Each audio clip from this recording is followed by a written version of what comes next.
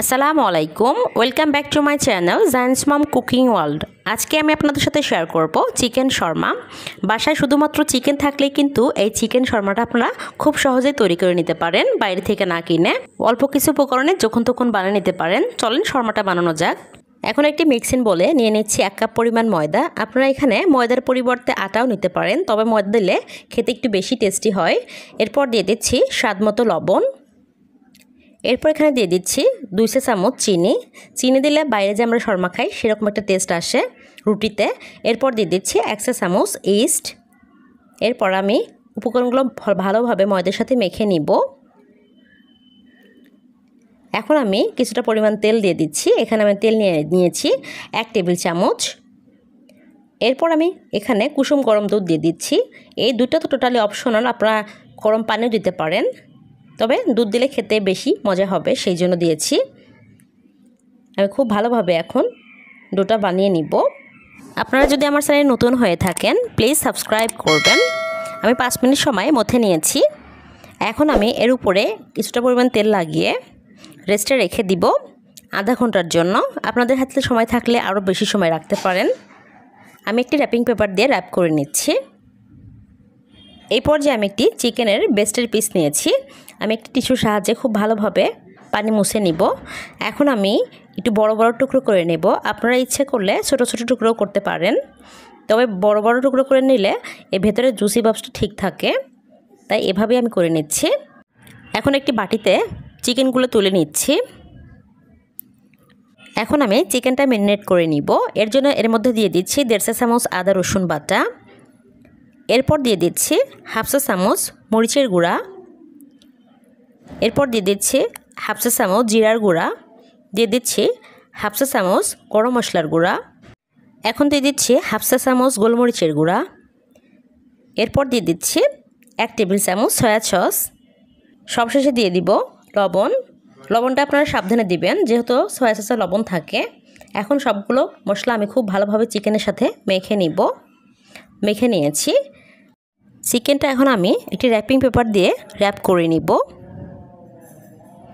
এটা রেখে দেব আমি 20 মিনিটের মতো। আমার হাতে সময় কম, তাই আমি কম সময় রেখেছি। আপনাদের হাতে সময় বেশি থাকলে আপনারা রাখতে পারেন। র্যাপ করে নিয়েছি।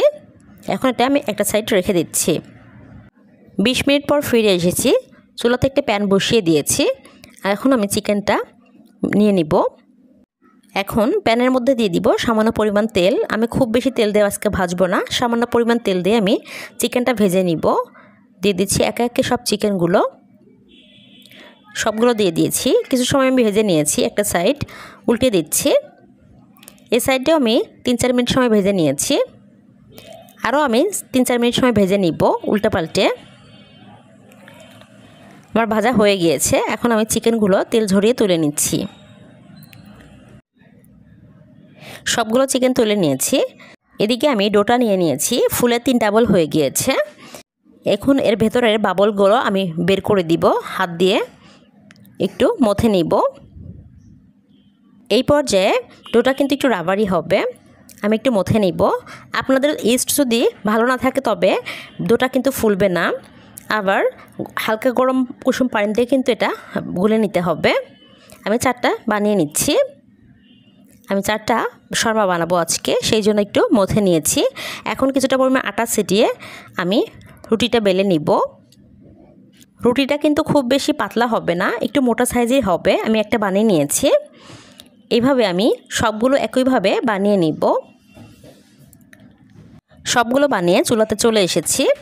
এখন চুলাতে একটি প্যান বসিয়ে এর মধ্যে আমি দিয়ে দিয়েছি রুটি। একটা সাইড আমি ভেজে নিয়েছি, কিছু সময় উল্টে দিচ্ছি। আমি খুব বেশি পরিমাণ ফুলাবো না রুটিগুলো, হালকা ফুলাবো। ফুলালে পরবর্তীতে এটা দেখতে ভালো লাগবে না। একটু স্প্যাচুলা দিয়ে চেপে চেপে একটা রুটি ভেজে নিয়েছি। পরেরগুলো একইভাবে ভেজে নিব। এখন আমি শর্মার জন্য একটা ফিলিং বানিয়ে নিব। এর জন্য এখানে দিয়ে দিচ্ছি শসা কুচি কিছুটা পরিমাণ। এরপর দিয়ে দিচ্ছি টমেটো কুচি কিছুটা পরিমাণ। দিয়ে দিচ্ছি পেঁয়াজ কুচি কিছুটা পরিমাণ। দিয়ে দিচ্ছি গাজর কুচি কিছুটা পরিমাণ। আপনারা ইচ্ছা করলে এখানে ক্যাপসিকাম দিতে পারেন বিভিন্ন কালারের, আমার কাছে ছিল না তাই আমি দিইনি। দিয়ে দিচ্ছি সেই ভেজে রাখা চিকেনগুলো আমি একটু বড় বড় করে কেটে নিয়েছি, খেতে তাহলে ভালো লাগবে। এরপর দিয়ে দিচ্ছি শর্মা সস। আমি শর্মা সসটা বানিয়ে নিয়েছি, ভিডিওটি বড় হবে বলে আপনাদের দেখানো হয়নি। এরপর দিয়ে দিচ্ছি এখানে কিছুটা পরিমাণ টমেটো সস।